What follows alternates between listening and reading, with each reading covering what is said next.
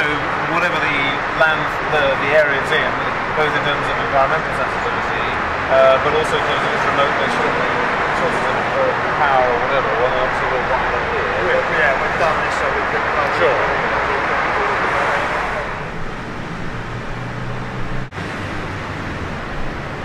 I'll give you a few seconds on Terex and then yes, on this machine.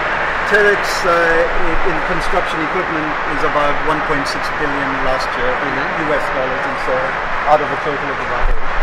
And out of that 1.6 billion globally, about $1 billion worth of the products are made in the UK. Okay. So it's a very, very strong part of our business. Good.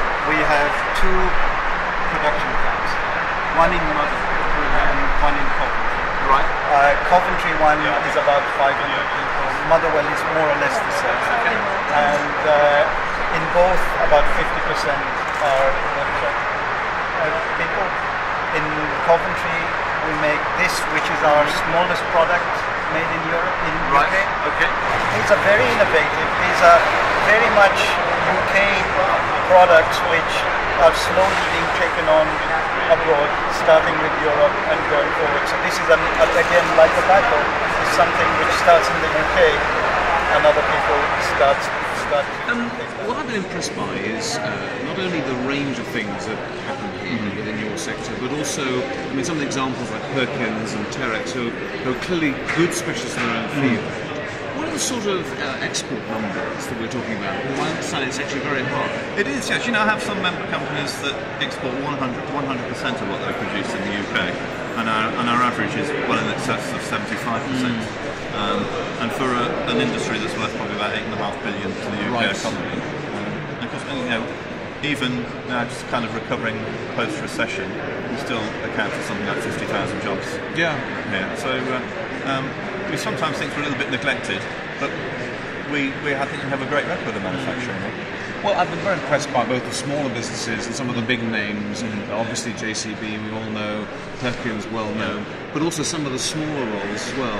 And I know as an organisation you've been working, for example, to make sure that the theft of equipment has actually been sort of substantially challenged. What have you been doing in that field?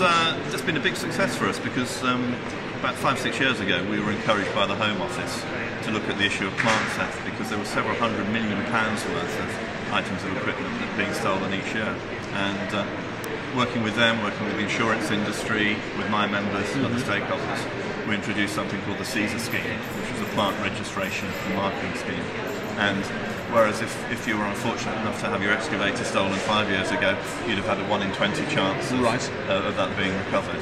Now, through the CEA scheme, we've improved numbers by something like 600% in terms of recovery and deterrence. Yeah. So we've been very pleased with that, and working with the police too has been excellent as well as the other stakeholders. Good. I think that's one of the classic areas where very often it's better for industry to lead than government try to sort of legislate or something, because very often a voluntary scheme gets everybody, gets the insurers, your members together.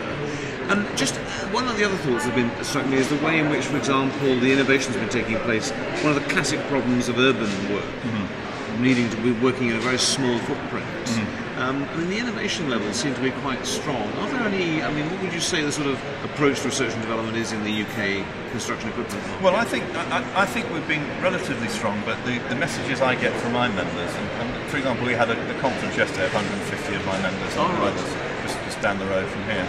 And there's still the feeling that there can be a little bit more done by government in terms of incentives to R&D to really underline the fact that to get the real value added, you do need to have the R&D departments.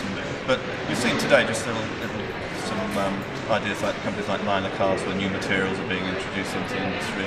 Taylor Construction Plant with their lighting tower, which is minimising CO2 emissions, a fantastic fuel economy.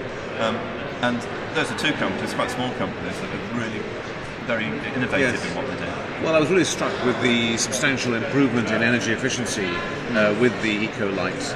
And I think, although they had difficulties 2 or 3 years back, the new 225% research and development tax credit should actually be advantageous to that. But look, thank you very much for coming to the business department. I know already that several people have been taking cards and finding out more about it.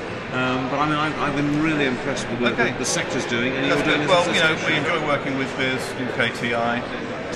As everyone knows, there's always more to do to encourage manufacturing. Absolutely. Here. In our conference yesterday, the big issue was the skills agenda. Yes. How can we get enough engineers, properly trained people? Because to meet the demand, we need to have a skilled workforce. That's one of the big issues for us at the moment. Okay, well, I'll definitely take that away. Good to Thank meet you very much. Nice to see you.